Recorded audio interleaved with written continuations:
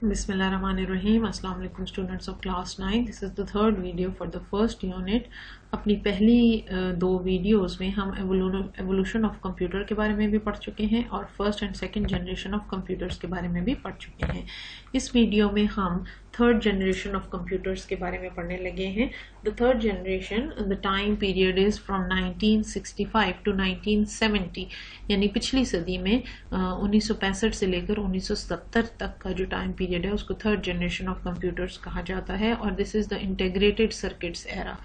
एक खास बात जो थर्ड जनरेशन में इंट्रोड्यूस की गई वो इंटीग्रेटेड सर्किट्स थे. तो चलें रीडिंग शुरू करते हैं. The development of the integrated circuits, और इसके लिए जो एब्रीविएशन इस्तेमाल होती है वो IC capital and small s यानी ICs was the hallmark of the third generation of computers.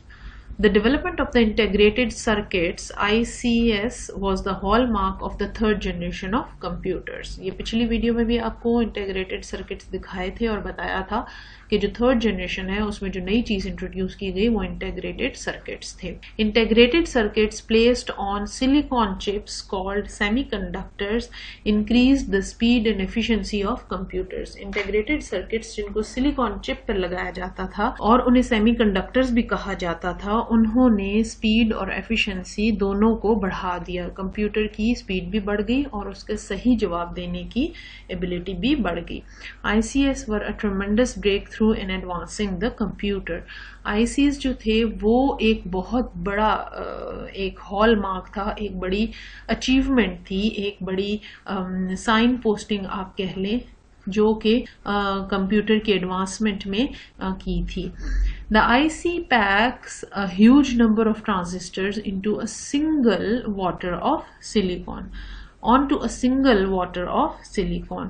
जो ICs हैं उनमें ये सलाहियत थी कि वो एक बहुत बड़ी तादाद ट्रांजिस्टर्स की उसकी जगह काम कर सकें और सिलिकॉन चिप के ऊपर, छोटी सी सिलिकॉन चिप के ऊपर हजारों की तादाद में ट्रांजिस्टर्स का काम ICs कर सकते थे. The invention of integrated circuits reduced both the size and cost of computers even further and further enhancing it's power. और जिस तरह आपको पहले बताया कि मशीनरी में ये बात बहुत अहम होती है कि उसका साइज भी छोटा होता जाए और उसकी पावर या स्पीड और कैपेसिटी भी बढ़ती जाए, तो यही काम ICS ने किया कि इसकी वजह से बहुत ज्यादा ट्रांजिस्टर्स, हजारों की तादाद में ट्रांजिस्टर्स को एक छोटी सी चिप में लगा दिया जाता था. और दूसरी बात ये थी कि उसकी वजह से कंप्यूटर की पावर और स्पीड बहुत बढ़ गई थी. Early as integrated circuits used in the third generation computers. ये आपके सामने कुछ तस्वीरें हैं जो early stages of integrated circuits की हैं. Third generation computers could carry out instructions in billionth of a second. अब जो थर्ड जनरेशन ऑफ कंप्यूटर थी वो बहुत सारे काम बिलियंथ ऑफ अ सेकेंड का मतलब है एक सेकेंड के हजारवें या इवन एक सेकेंड के लाखों हिस्से करें तो उनमें से एक हिस्से में जितना टाइम होगा उतनी देर में वो कंप्यूटर अपनी कैलकुलेशंस या इंस्ट्रक्शंस कर लेते थे. Figure 1.5 shows some early age integrated circuits used in the third generation computers. तो third generation computer के कुछ integrated circuits यहाँ हैं और कुछ हमने आपके लिए तस्वीर दिखा दी है. ये integrated circuits की तस्वीर है और ये third generation of computers में इस्तेमाल होता था, जिसकी वजह से ये वाले कंप्यूटर काफी फास्ट हो गए थे. और यहाँ पर आप देख सकते हैं कि अब कंपैरेटिवली कंप्यूटर्स की शक्ल कंप्यूटर जैसी होना शुरू हो गई है. अब ऐसा नहीं लगता कि एक बहुत बड़ी पियानो मशीन, पियानो पड़ा हुआ है, बल्कि वाकई ऐसा लगता है कि अब कंप्यूटर की शक्ल, ये जो क्रीम कलर के कंप्यूटर्स आपको दो नजर आ रहे हैं, ये थर्ड जनरेशन ऑफ कंप्यूटर्स कहलाए जा सकते हैं. Fourth generation of computer which started from 1971 और अभी भी बाज जगहों पर फोर्थ जनरेशन ऑफ कंप्यूटर्स इस्तेमाल हो रहा है. फोर्थ जनरेशन कंप्यूटर की खास बात थी माइक्रो प्रोसेसर. ठीक है, ये आपको अच्छी तरह याद होना चाहिए कि कौन से जनरेशन में कौन सी चीज खास थी. फर्स्ट जनरेशन में वैक्यूम ट्यूब थी, सेकंड जनरेशन में ट्रांजिस्टर्स थे, थर्ड जनरेशन में इंटीग्रेटेड सर्किट्स आए और अब फोर्थ जनरेशन में माइक्रो प्रोसेसर्स आ गए. The fourth generation can be characterised by both the integrated circuits and the invention of the micro processor. 4th generation computer کی خاص بات یہ تھی کہ اس میں نہ صرف انٹیگریٹڈ سرکٹس تھے بلکہ اس میں مائکرو پروسیسرز بھی آ گئے تھے. A single chip that could do all the processing of a full scale computer. یہ ایک سنگل چپ تھی جس میں فل اسکیل کمپیوٹر کے سارے کام ایک مائکرو پروسیسر کر سکتا تھا. By putting the millions of transistors onto one single chip, more calculations, یہ آپ کی بک میں ایک مس پرنٹنگ ہے, اس کو موو نہ پڑھیے بلکہ اس کو مور پڑھیے.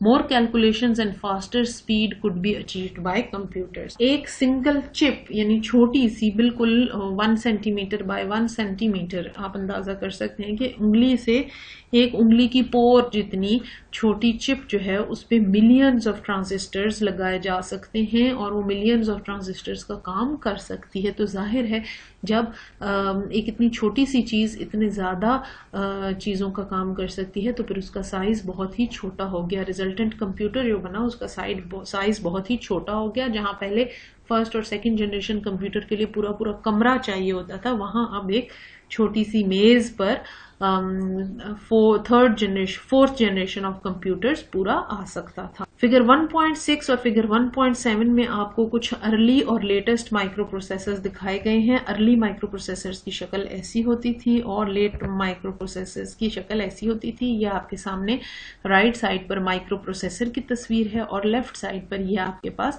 فورتھ جنریشن آف کمپیوٹر ہے. ابھی بھی آپ دیکھیں تو فورتھ جنریشن کے ساتھ ایک پراپر سی پی یو ہوا کرتا تھا. یہ مانیٹر ہے جس کو اسکرین بھی مانیٹر کی اسکرین ہے, اس کے بعد سی پی یو یعنی سینٹرل پروسیسنگ یونٹ, یہاں پر کی بورڈ اور یہاں پر ماؤس, اور یہی چاروں کمپوننٹ یہاں بھی نیچے والے کمپیوٹر میں بھی آپ دیکھ سکتے ہیں, سی پی یو, مانیٹر, کی بورڈ اینڈ ماؤس. اس کے بعد آ جاتا ہے جی 5th generation of computers. 5th generation of computers جو ابھی چل رہے ہیں ان کو ہم 5th جنریشن کہتے ہیں, جس میں لیپ ٹاپس آ جاتے ہیں. یہاں پر آپ رائٹ سائڈ پہ دیکھیں تو آپ کو 5th جنریشن آف کمپیوٹرز نظر آ رہے ہیں. نہ صرف اس میں لیپ ٹاپس ہیں بلکہ یہ ٹیبلٹس جو کہ ٹچ اسکرین ٹیبلٹس ہیں اور جو اسمارٹ فونز ہیں یہ سب 5th جنریشن کمپیوٹر بلکہ اس کے بھی بعد کی چیزوں میں شمار ہوتے ہیں. 5th generation computers are based on artificial intelligence and are still in development phase. جو 5th جنریشن کمپیوٹر ہیں ان کی خاص بات یہ ہے کہ وہ آرٹیفیشل انٹیلیجنس پر بیسڈ ہیں. بچوں آرٹیفیشل انٹیلیجنس کا سادہ سا مطلب اگر آپ کو بتاؤں تو اگر آپ انٹرنیٹ استعمال کرتے ہیں اور آپ گوگل کروم کا یا ایون آپ موبائل میں گوگل کروم کھولتے ہیں اور وہاں پر آپ کچھ بھی نام لکھتے ہیں, مثلا آپ کمپیوٹر لکھتے ہیں, تو کمپیوٹر فوراً آگے سے آپ کو سجیشن دے گا کہ کیا آپ کمپیوٹر سائنس دیکھنا چاہ رہے ہیں, کمپیوٹر ایجوکیشن دیکھنا چاہ رہے ہیں, کمپیوٹر نیٹ ورک دیکھنا چاہ رہے ہیں. وہ آپ کو مختلف سجیشنز کھول دے گا. یہ سجیشن دینا یہ پہلے کسی انسان کا کام ہوا کرتا تھا. یہ ذہانت پر بیسڈ کام ہے کہ شاید اس شخص کو یہ چیز ڈھونڈنی ہے. یہ ایک کمپیوٹر کا کام پہلے نہیں ہوتا تھا. تو آرٹیفیشل انٹیلیجنس ایک وہ ٹائپ آف انٹیلیجنس ہے جس میں انسانوں نے کمپیوٹر کے دماغ میں ایسا ڈیٹا فیڈ کیا کہ اب وہ بہت زیادہ ڈیٹا فیڈ کیا اور اس بہت زیادہ ڈیٹا کی بیسس پر وہ بار بار وہ چیزیں نکال سکتا ہے جو کئی دفعہ اس میں ڈالی جا چکی ہیں. کئی دفعہ لوگوں نے کمپیوٹر ایجوکیشن سرچ کیا, کمپیوٹر سائنس سرچ کیا, کمپیوٹر نیٹ ورک سرچ کیا. اس کی بنیاد پر اب کمپیوٹر آپ کو خود سے سجیسٹ کرتا ہے کہ شاید آپ کمپیوٹر ایجوکیشن کی فیلڈ ڈھونڈ رہے ہیں یا کمپیوٹر سائنس ڈھونڈ رہے ہیں. نیچے آپ کے پاس بہت ساری آپشنز کھل جاتی ہیں. تو یہ سب آرٹیفیشل انٹیلیجنس کا ہی کام ہے. Robots and such other intelligent systems are major development of this system. ایک بہت بڑی ڈیولپمنٹ جو اس آرٹیفیشل انٹیلیجنس کی وجہ سے ہوئی وہ روبوٹس ہیں اور بہت سے انٹیلیجنٹ سسٹمز. انٹیلیجنٹ سسٹمز کا مطلب کہ وہ خود سے آپ کے کام سمجھ جاتا ہے. The main objective of 5th generation computing is to develop devices that respond to natural language input and are capable of learning and self-organizing. جو ایک بہت بڑا آبجیکٹو تھا 5th جنریشن کمپیوٹرز کا وہ کیا تھا کہ وہ نیچرل لینگویج کو رسپونڈ کرتے ہیں, یعنی انگلش, اردو, فارسی, پنجابی, یہ سب نیچرل لینگویجز ہیں, یہ مشین لینگویجز نہیں ہیں. تو کمپیوٹرز اب اس کو رسپونڈ کرتے ہیں اور اس کے علاوہ وہ اپنے آپ کو خود ریپیئر کرنے کے، اپنے آپ کو خود ٹھیک کرنے کی بھی صلاحیت رکھتے ہیں. کئی دفعہ ایسا ہوتا ہے کہ آپ کو ٹربل شوٹنگ کے نام سے آپشن آ جاتی ہے کہ آپ کے کمپیوٹر میں اگر کوئی مسئلہ ہے تو یہ والا بٹن کلک کریں، وہ اس کو خود بخود ٹھیک کرے گا. بہرحال کہنے کا مقصد یہ ہے کہ ہر گزرتے دن کے اس بات ساتھ 5th generation of computers improve ہوتے جا رہے ہیں.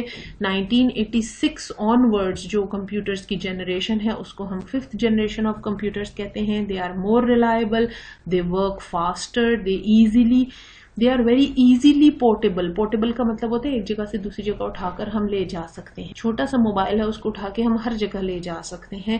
چھوٹا سا لیپ ٹاپ ہے اس کو لے کر ہم ہر جگہ پھر سکتے ہیں. اس کے سائزز مختلف ہیں، فیچرز بہت زیادہ ہیں، ڈفرنٹ افورڈیبل پرائسز ہیں، سستے سے لے کر مہنگے ترین تک ہر قسم کی پرائسز میں موجود ہیں. ایکسٹرا ہائی پروسیسنگ سپیڈ ہے، ان کی سپیڈ کمپیریٹیولی بہت زیادہ تیز ہے. اگر ہم ان کو فرسٹ اور سیکنڈ جنریشن کے ساتھ کمپیئر کریں تو بہت زیادہ سپیڈ ہمیں ملتی ہے. پیرالل پروسیسنگ، ایک وقت میں آپ گوگل کروم میں 4-5 ونڈوز کھول سکتے ہیں. اسی طرح آپ ایک ہی وقت میں ڈاکیومنٹ بھی ٹائپ کر سکتے ہیں، دوسری طرف شاید آپ نے کوئی ویڈیو لگائی ہوئی ہو، تیسری طرف آپ نے کچھ اور کام بھی لگایا ہوا ہو.